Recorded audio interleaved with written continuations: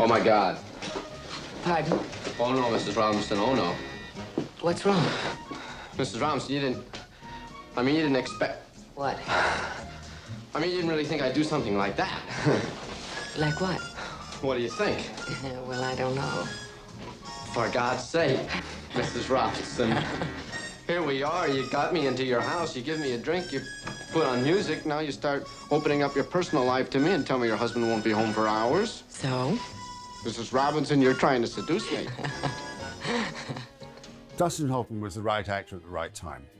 He came up just at this right moment when all the conventions and all the sort of norms of Hollywood were changing. They can't be trotting down to Times Square to pick out the merchandise.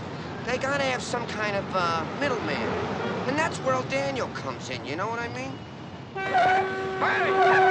I'm walking here! I'm walking here! For me, Dustin Hoffman is acting at its most complex and difficult and magnificent. Somebody has to bring home the bacon, and I have a major presentation in the morning, and I just got to get my work done, so please allow me to Ted, you don't seem to realize we have a serious problem. Wrong, Margaret. Me, I got the problem. All you got to do is go out the door, go downstairs, and go back to bed. Ted, the fact is, Look, Joanne the fact is that for the last 6 months, I've been spinning blood to get this agency one of the biggest accounts it's ever had, and at 5 o'clock this afternoon, we got the account. At 8 o'clock, I'm walking home with the vice president who tells me I'm going to be the next creative director of this department. I come through this door to share with my wife with what probably is going to be one of the 5 best days of my life, and she looks at me cool as a cucumber and tells me she doesn't want to live with me anymore. There's very few real method movie stars. There's a lot of method actors, but to be a method movie star is quite rare, and that's what Hoffman is.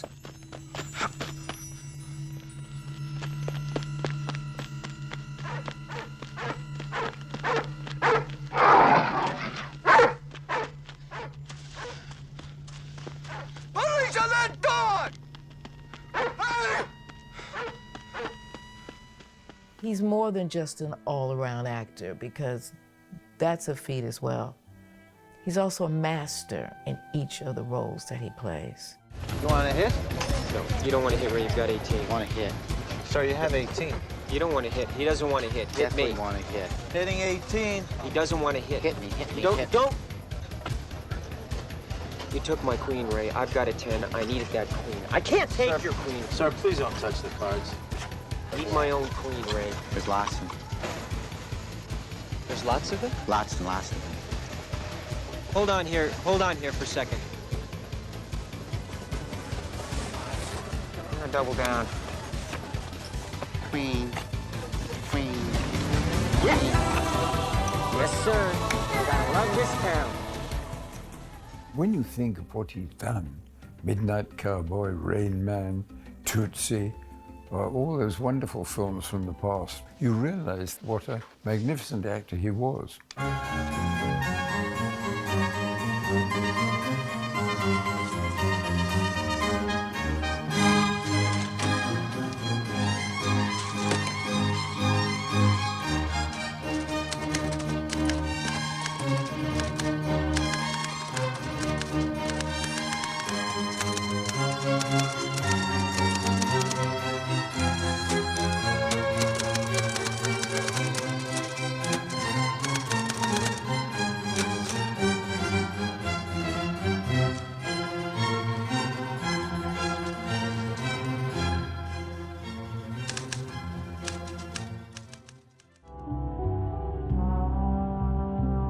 Dustin Hoffman was born in 1937 in Los Angeles, California. His father was Harry Hoffman, and he was a one-time prop supervisor at Columbia, which is a sort of small connection back with the movies. But growing up, Dustin knew him to be a furniture salesman. And I think played on that a little bit, you know, that his father was this kind of down on his luck individual that Dustin kind of sort of translated in some of his performances. His mother was Lillian Gold.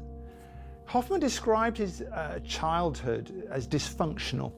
I think, again, that's a kind of self-imbued mythology. Growing up, he was a bit of an ugly duckling and a bit of an oddball, and was a bit of an outsider. He went to Los Angeles High School, and He had that kind of Californian schooling, and maybe he was a bit of an outsider there.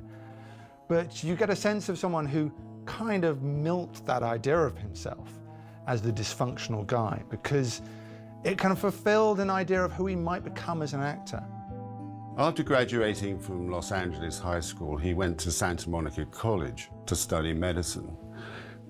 He clearly wasn't doing terribly well on that course, so he dropped out of medicine and joined acting class instead. It was said that you couldn't fail if you did acting class, so at least that was a chance of him getting some sort of graduation. In fact, it turned out very good for him because it felt for the first time that he was doing something that he actually might be able to pursue. He actually engaged with it. So I think he sort of warmed to the idea of acting and performing, in spite of the fact that, of course, he was not in any way conventionally good looking, and he didn't see himself as a future movie star. I think he probably saw himself more as a theatre actor.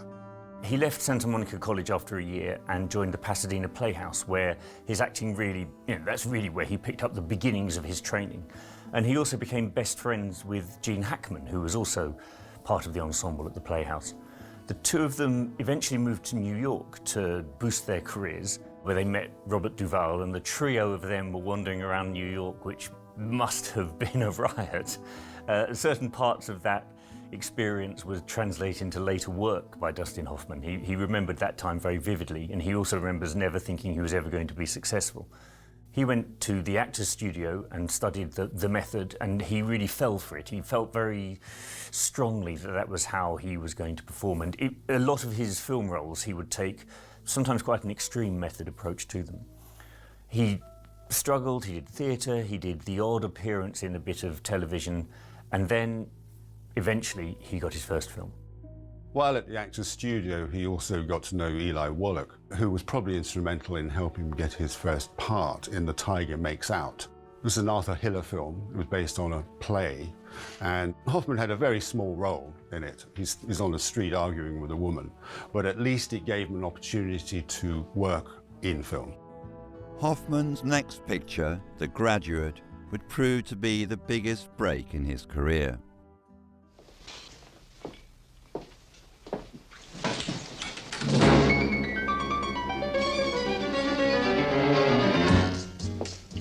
May I ask you a question?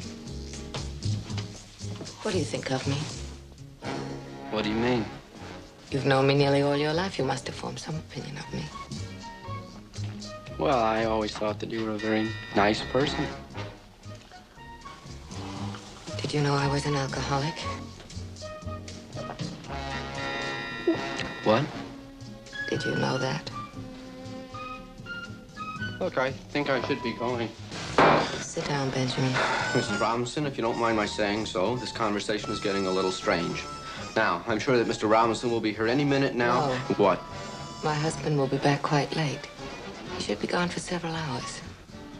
Mike Nichols gets a property called The Graduate, and he sees Dustin on stage, knows about Dustin, and he auditions him for the role of Benjamin Braddock, the graduate who doesn't know what he's going to do with himself and gets involved with a neighbor's wife and all of these things. And it is really a revolution. And it's very, very hard to sort of explain why Dustin was a revolution, because before Dustin, leading men looked like Paul Newman and Rock Hudson and Gary Cooper and all of these things. And then along comes Dustin Hoffman.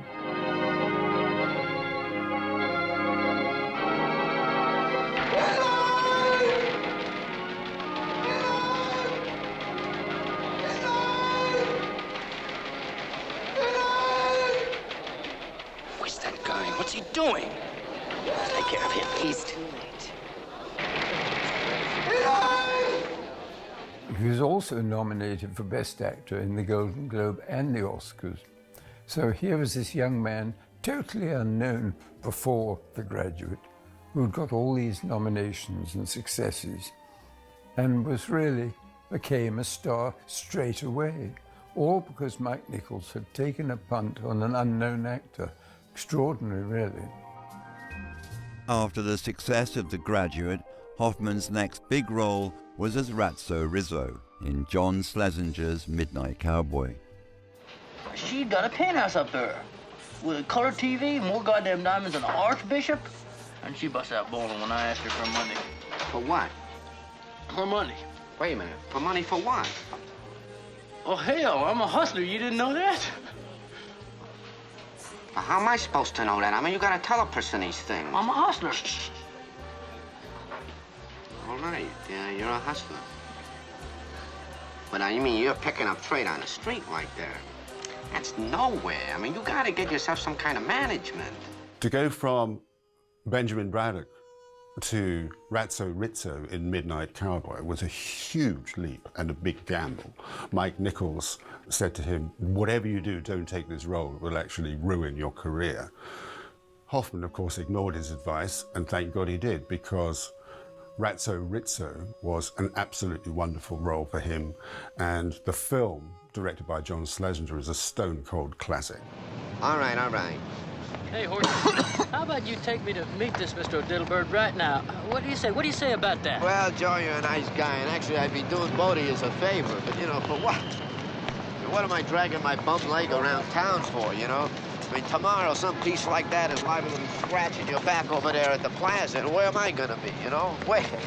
Midnight Cowboy would win the Academy Award for Best Picture, and Hoffman earned a second nomination for Best Actor.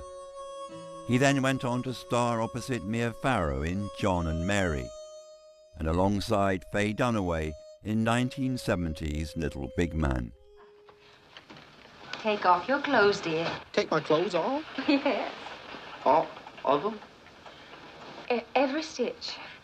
But I shall avert my eyes at the necessary moment.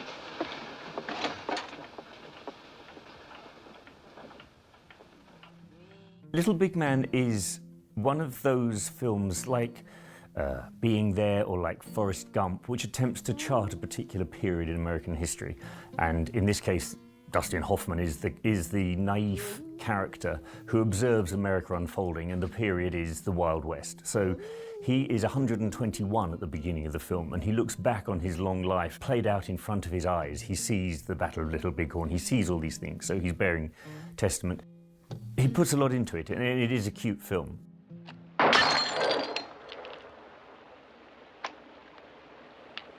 Throw up 3.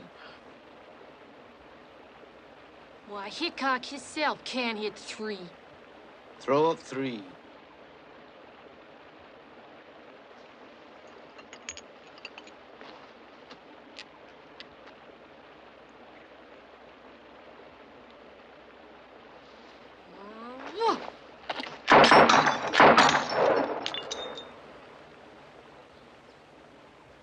Natural-born gunfighter.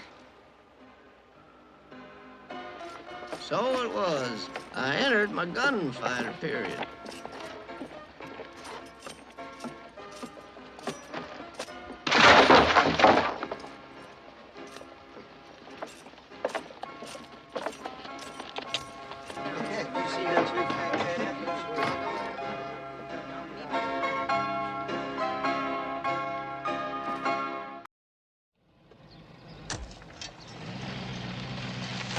In 1971, Dustin Hoffman starred in Sam Peckinpah's highly controversial picture, Straw Dogs.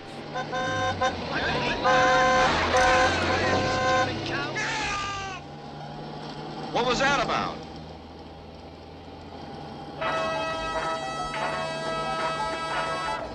Who was that big guy with the beard? Why? Is he any relation to your friend Charlie?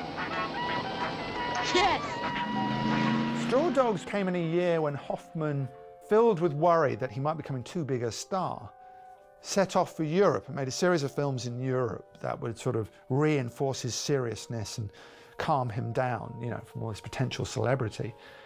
And he ended up in Britain making this film with Sam Peckinpah. And it's a story, it's a study, really, in violence and about what it takes to stir violence from a man. And he plays this kind of diminutive maths professor who is married a little bit above his his station away with Susan George, this gorgeous wife he has, and they return to the village of her youth. And in Peckinpah's hands, it's a sort of a look at tribal violence, a look at community curdling, and a study in, what goes on beneath the surface, the violence that's within men, the great Sam Peckinpah subject. It was highly controversial in its day. It was kind of caught up in that whole kind of Clockwork Orange era when we were examining violence in the movies and could it have, bad effects on society and be echoed out. And in some ways the film is going to notoriety it doesn't really deserve. And Hoffman is kind of interesting because he is such a contained kind of actor. And actually when he does burst out and become violent, he's still a little bit the professor. It's almost like he's thinking violence and working out physically what you have to do. It's like a sort of a maths puzzle he has to solve to get him out of this crisis. In the same year as Straw Dogs, Hoffman also worked with director Ulla Grossbard on Who is Harry Kellerman and Why is he saying those terrible things about me? The following year, he would star in the Italian film Alfredo Alfredo. Then in 1973, he shared the screen with Steve McQueen in Papillon. Well, I presume that you have some goal, some particular need that outweighs all others. I mean, if so, may I ask what it is? Money. For what? Escape. Very good. You keep me alive until we land in Guyana, and I'll underwrite any escape you care to arrange. Escape for me, not for us. Oh, of course, I have no intention of even attempting an escape, ever. Papillon is two great stars together, Steve McQueen and Dustin Hoffman. Steve McQueen is Papillon, the guy with the butterfly tattoo on his chest, who is a crook but is mistakenly accused of murder and winds up on a boat on the way to this horrific island off the coast of French Guiana with Dustin Hoffman. And they sort of make a pact that they'll look after each other, which becomes very suddenly and very brutally important as people start to bully Hoffman and McQueen steps in to look after him. And that's how their friendship starts to form and how their bond starts to develop. It's an amazing series of acting choices they both make. After Papillon, Hoffman took on the role of comedian Lenny Bruce in Lenny, directed by Bob Fosse. We're all the same schmuck. And it just cracks me up that we try so desperately to be unique when we're all the same cat. Eisenhower, Kennedy, Johnson, me. You, every cat has got that one chick who really busted up his ass. The next film was also controversial because he played Lenny Bruce. And Lenny Bruce was an extremely audacious comedian in America, very anti-establishment, and had his audience, half his audience hated him, the other half loved him. So it was a very important role for Dustin Hoffman, which he played with tremendous actor studio veracity, as much as he could. Following Lenny, which garnered yet another Academy Award nomination for Hoffman, he then played the journalist Carl Bernstein in Alan J. Pakula's All the President's Men. Someone got to that woman. It's the key to the whole cover-up. How can you write that there's a cover-up? We don't know that there's a cover-up. Well, then I don't know what the hell you need. So you tell me what you need. I need more fact for a story is what I need, and I think you should need the same thing. Okay, if you get in a car, and there's in a car. All right, and there's music playing in a car, hypothetically. And there's music playing in the car for 10 minutes, and there's no commercial. What can you deduce from that? Is it AM or FM? Come on, Bernstein. Is it AM or FM? Oh, a guy can come up to me on a street. Yeah. And he can ask me an address. Now, is the man interrogating me, or is he lost? What kind of a story do I write from? What kind of a deduction do I make from that? What, because you don't have a gut feeling that the woman is trying to help us? No, I don't have enough gut feeling. I wish I did. All the President's Men is based on the bestseller by the Washington Post reporters who broke the Watergate scandal. Robert Redford loved it. It was his project. He just really wanted to be in it, make it, and drive it through, and met Dustin Hoffman and decided that he wanted Dustin to be his Carl Bernstein, to his Bob Woodward. Alan J. Pakula directs. It is one of those sort of monumental pictures, perfect for the time, perfect for the place. It catches the age. It's a landmark picture in American cinema, world cinema. It was a great picture. All the President's Men was another spectacular success for Hoffman, and he would continue to work with the film's screenwriter, William Goldman, on his next project, Marathon Man, which also saw him reunite with director John Schlesinger. Is it safe? You talking to me? Is it safe? So what's safe? Is it safe? I don't know what you mean. I can't tell you if something is safe or not, unless I know specifically what you're talking about.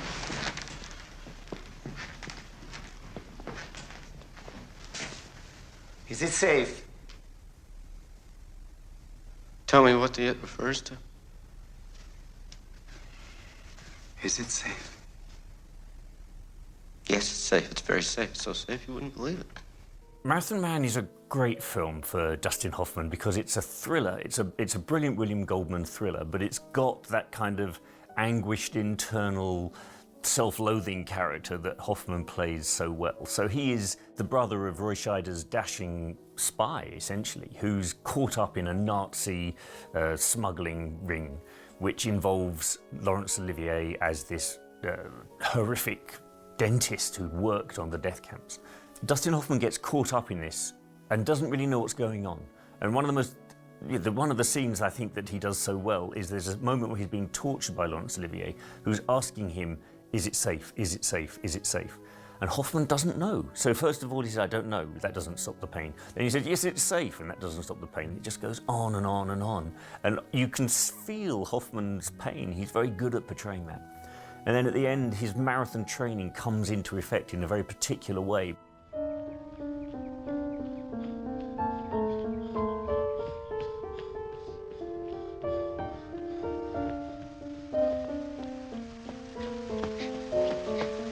What's the time?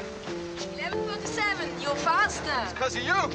Come on, lunch. One more. Oh, no.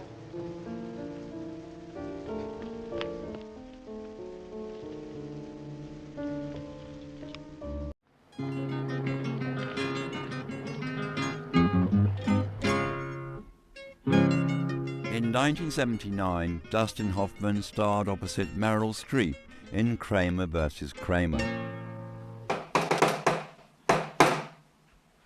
Joanna, I'm home. Hi, I forgot my keys. I just got to call the office before they go. Joe, you're going to be real proud of me. I got good news. Ted. Yeah, 1 second. Let me just do this. You know Jack Edrich over in accounting? He committed suicide. Yeah, hi. Ted Kramer. Listen, I got to get those photos from the retoucher by tomorrow morning, okay? I'm leaving you. Honey, please. I can't hear. What? Kramer versus Kramer, in some ways, kind of just sort of summed up what an era this was for Dustin Hoffman. You know, he could do no wrong in some respects. And he was really elevating the idea of movie acting into something very special. You know, he was a leading man, a star, but he was a character actor, but all molded together. And I think Kramer versus Kramer, where he's a lot more likable and more sort of charming and more real, I suppose, than the more dramatic and exaggerated roles he'd played in the recent past, brings to life a different kind of Hoffman for us, yet there's still that intensity. It's the story of a marriage cracking up. Hoffman is the kind of the advertising exec who worked too hard and, you know, been too remote, and he's fallen out of love with Meryl Streep. So there's two of the great actors of their generation together, this marriage. And it's all about really the effect the decline of the marriage, the fragmentation has on the son. It's a beautiful film. It was the biggest hit of the year, amazing to say that, and it would win him an Oscar very deservedly. He'd been nominated so many times without winning, and finally he won the Golden Globe for Best Actor and the Oscar for Best Actor. So he now felt totally justified. He was a very big star. It was a wonderful performance.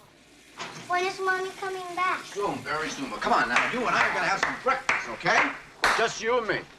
Okay, what do you want for breakfast? Some French toast. French toast. You want the French toast? You got it. Just put up a little water for Daddy. Have some coffee. And we got how many eggs? 2 for you and 2 for me. Yep. We got milk. We got butter. We got $5. I got $5 here. You sit here. Okay, and you'll be my #1 helper. Okay, now watch this. One-handed. Here we go. Did you know that all the best chefs are men? I bet you didn't know that, did you? Isn't this terrific? This is terrific. We got to do this more often. You got some shell in there. It's all right. Makes it crunchier that way. You like your French toast crunchy, don't you? Having finally won an Academy Award for Kramer vs. Kramer, the rest of the late 1970s saw Dustin Hoffman starring in the crime drama Straight Time and alongside Vanessa Redgrave in Agatha. It would not be until 1982 that Hoffman returned to the big screen, this time impersonating a woman in Tootsie. No one will hire you. Oh, yeah?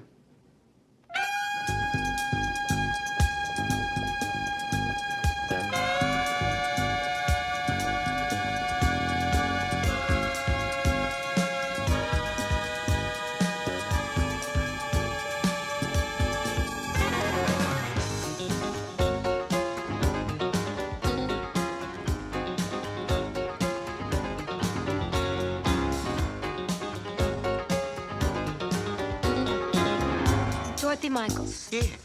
George Field's your agent. Yeah. Okay, ladies, please bring your pages and follow me. Tootsie is one of my favorite Dustin Hoffman films. It is about a failing actor, or an actor who's annoyed so many people, who's become uncastable, who decides that he might go to his next audition as a woman because there is a female role coming up on a soap opera. It's a huge gamble, and he's not sure he's going to do it. Strangely enough, he gets the part, and then, of course, has to lead a double life as the actress who is of a certain age. And not only that, but she becomes an enormous soap opera star. It's so beautifully done and so beautifully timed that I think that the whole film is an absolute joy. And the director, Sidney Pollack, is in it as his agent. Bill Murray's in it. It is a scream, and it is very much about being an actor who just is desperate to just get a job.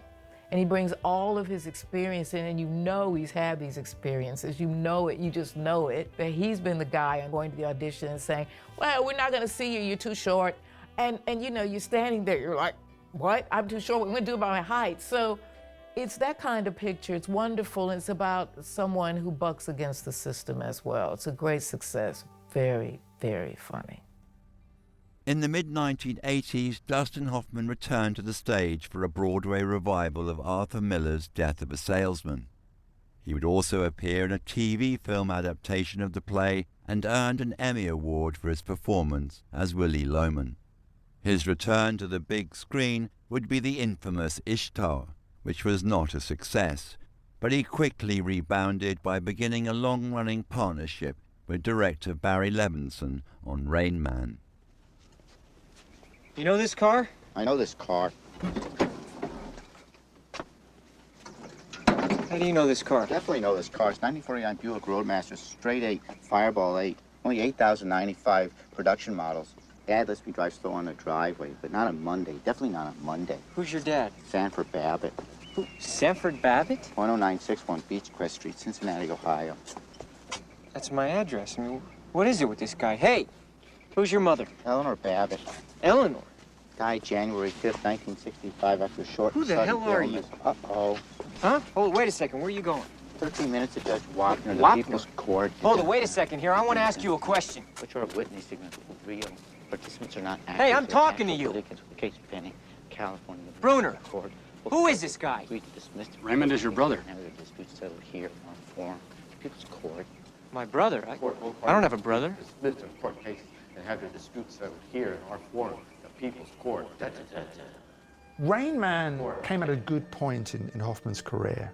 The year before, he'd made Ishtar with Warren Beatty, you know, and the whole kind of clubby nature of Hollywood and New York had kind of got out of hand a bit and made this gigantic flop.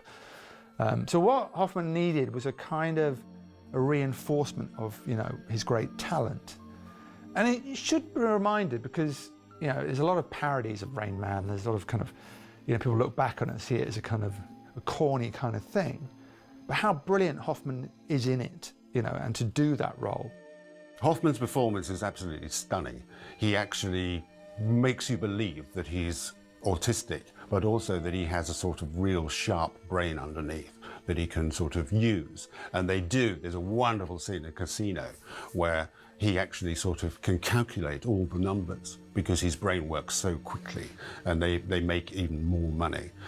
It's one of those performances that could easily have sort of tilted into caricature or be unlikely, but because of his research and because of the way he immerses himself in it, and also because of the way he interacts with Tom Cruise, and this is one of Tom Cruise's best roles too, I think that it comes across really, really well. It was a big hit.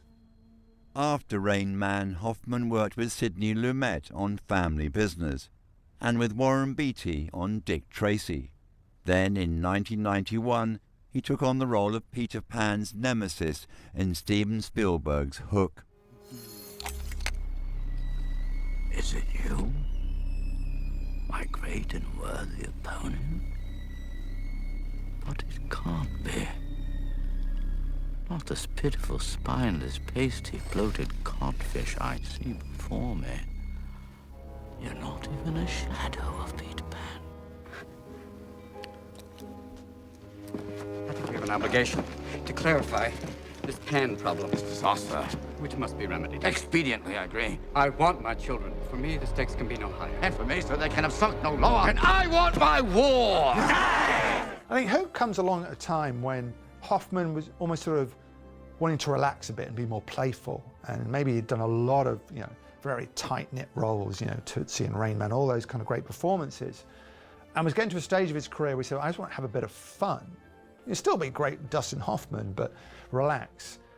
And, you know, he and Spielberg had kind of concocted this plan to kind of reinvent Peter Pan, in which Hoffman was always going to be Captain Hook. He plays Hook as this kind of wounded old gent, you know, who only wants Peter Pan back because they need the jewel, because his life is incomplete without him. I think Hoffman has a ball with it, you know. He knows it's got to be kind of pantomime, but he doesn't let it become absurd. He does this great old English accent and he kind of milks it a bit. But he's playing Captain Hook. What else are you going to do? And it gives him us a little bit of woundedness, a little bit of, you know, hurt. In some ways, he's the character you care for most in Hook. You know, and of course, he's the title character. It's his story. It's not called Pan, it's called Hook. And of course, he's who's all about. Following Hook, Hoffman starred in Stephen Frears' Hero before appearing in Wolfgang Petersen's big-budget action adventure, Outbreak. Sam. Yeah. The odds of Mataba causing us any more problems are about 1,000,000 to 1, and you know that. No, I don't know that. Well, you should. And you would if you didn't harbor this morbid desire to face the end of the world. You know it's the biggest thing we've ever seen. Oh, Jesus. You're killing me. Fresh, brand new virus. You're still killing me. Outbreak is one of my secret pleasures. It's a thriller which is cornball in a way, but it's a cornball thriller with Dustin Hoffman as the hero, the weary virologist battling this new, very, very violent and upsetting plague. And Morgan Freeman and Donald Sutherland are beautifully mischievous as these officers who, it's kind of their fault, but they don't want anyone to know, so they just want to bomb the town that Hoffman's in. And there's a who's going to get there first. But also what you've got is this is a film where if you imagine Jaws was invisible, could fly, and wanted to kill everybody in America. That's really what Dustin Hoffman's up against. And he does it with this very weary patience. After Outbreak, Hoffman reunited with Barry Levinson when he joined the star-filled cast of 1996's Sleepers. What do you need me to do? Listen, you're gonna be given the answers and the questions. All you have to do is read. You can read, can't you? Is it English? Just don't drift, don't drink, and don't lose. What if I do lose? And you go down for the dirt nap. Never heard that expression before. Dirt nap. Not really cut out for this anymore. I mean, a guy gets hit by a bus, you know, and sues. I like that. Some lady slips in a supermarket. I'm with her. A guy. The discussion's over. I'm an alcoholic. This is a murder case. This isn't for me. It was once. Yes, but... Before you let the drink lead. Be sober by tomorrow. And don't look so worried, Snyder. You've got nothing to lose, just like the rest of us. 1996 is Sleepers, a Barry Levinson film. Dustin Hoffman, Robert De Niro, Vittorio Gassman, Brad Pitt, Minnie Driver. It's great old guard, great new guard. You couldn't miss with this. And it's about a bunch of guys who commit a prank in their youth, sent to a detention center, absolutely, utterly brutalized in this place. They grow up and they take their revenge. And Dustin plays a sort of washed up attorney who helps them actually and explains what happened to them and why they turned out to be who they are. I don't want to be a burden to you, but I do, you know, aside or along with my alcohol problem, I have a slight drug problem. I mean, nothing big, just... Go away.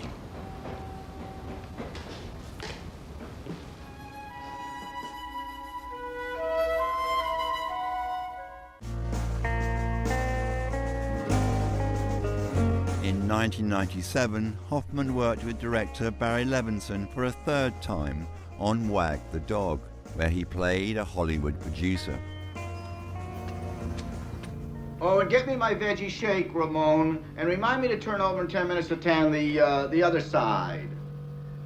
Do I know you? We have some mutual friends in Washington. Yes, as you said, and is it true? Oh, Mr. Moss, I wouldn't... You wouldn't be here if it wasn't true. It's true, right? Well, it really, who could say? You know, I like the guy. He signed his book to me for 2 generations. I mean, for progress to occur, I think he said. 2 generations to agree, yes. That's what he inscribed? How'd you know that? That's the title of the book. That's the title? Mm-hmm, yeah. For progress to occur, it's necessary for 2 generations to... That's a terrible title. Oh, you're right. For 2 generations to agree. That is the title. You know, I never looked at the cover. I just looked at what he wrote to me. Oh, you get the time, you can read the cover. Secretary John Levy. Wag the Dog, yet again, sees Dustin Hoffman putting his finger on something that's going on in society around his films. It's the story, which was filmed during the Clinton era, of a president who is involved in a sex scandal. And his public relations guy decides that the way they are going to detract attention from this is to fake a war.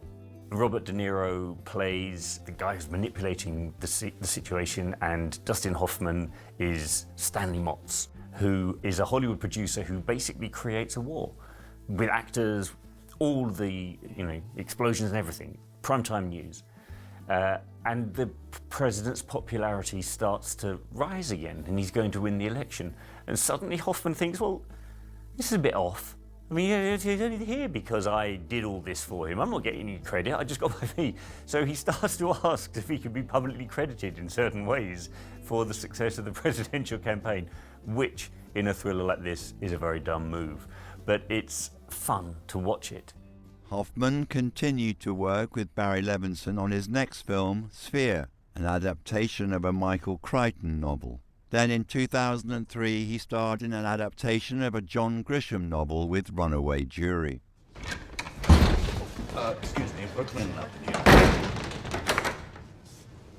Am I gonna get beat up now, Mr. Rohr? What'd you do to my witness? Threaten his family? Write him a check? Just curious about what your technique is, Mr. Fitch. Maybe he decided against biting the hand that fed him these past few years. You know exactly why he came to us. Oh, please. Don't tell me you hung your case on somebody's conscience. I hung my case on my own conscience. I get it now. It gave him the first opportunity to work with one of his best friends, Gene Hackman. In fact, there was a scene which was especially written for them, wasn't in the script, where Hackman, who is the kind of evil, successful attorney, confronts Hoffman, who is the ethical, sort of poorer guy, in a bathroom, and they have a sort of face-off. It's a wonderful scene. It's actually worth waiting for, because you've got two actors in their prime who are, you know, best buddies, actually trading licks with each other. It's like watching a sort of battle of the bands. Wonderful stuff. After Runaway Jury, Hoffman returned to the world of Peter Pan when he starred in Finding Neverland. He then appeared in an incredibly eclectic series of roles, including a detective in I Heart Huckabees, an eccentric father in Meet the Fockers, and the owner of a magical toy store in Mr. Megorium's Wonder Emporium. But one of his most critically acclaimed performances in his latter career was as Last Chance Harvey.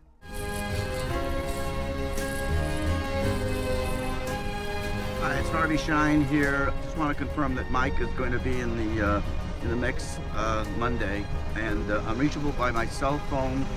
You probably have the number on file, but just in case, it's 917-384-5368. You may need an international code, so you know I think you have to dial 4044, or it may be I'm not sure. It could be 011. You can try 44, then 1, and then 917. Whatever it is, whether it's 044 or 44 or 011, after that you may have to put a 1. Hello?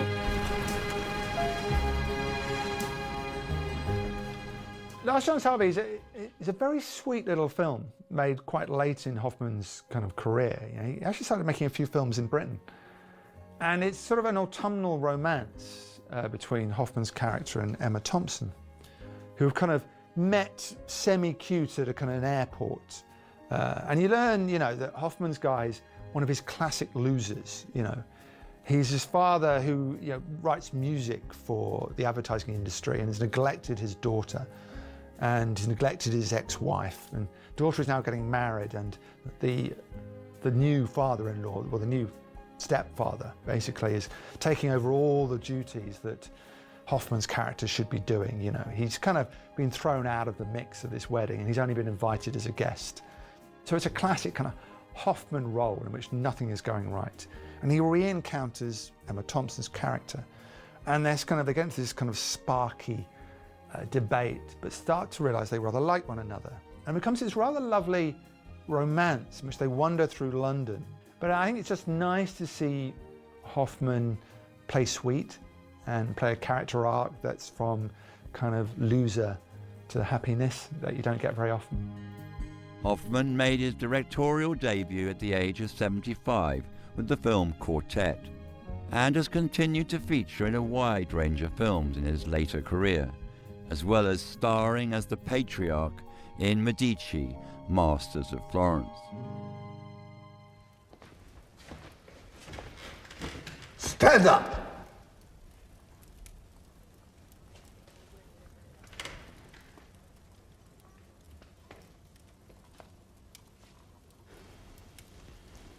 You wanted to see us, Father? Yes.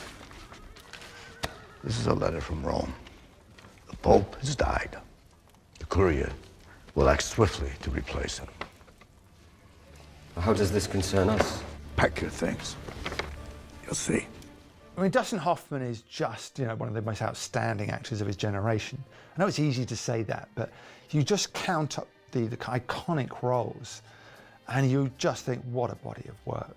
He was not always easy to direct because he was an actor studio man to the nth degree, and he was a perfectionist. But at the same time, he was an admirable actor who always took challenging roles.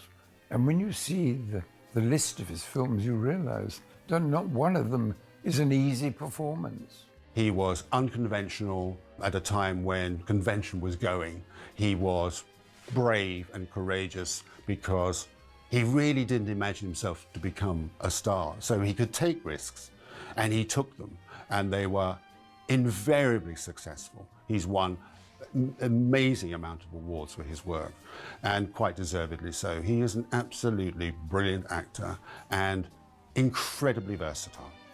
He, in a way, is slightly a mirror to his times.